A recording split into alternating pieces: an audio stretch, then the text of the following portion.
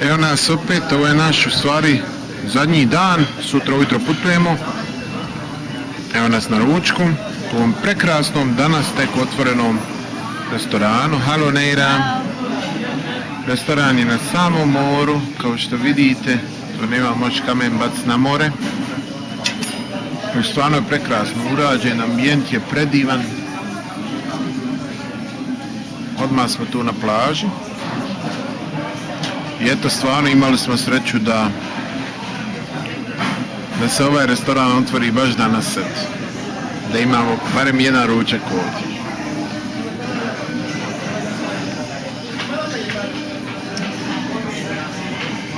Vrijeme je prekrasno. Vrijeme je hausno.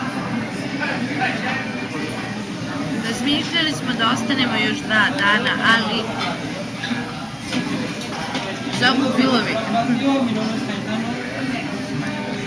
Nije veze. Ćao! Ćao svima!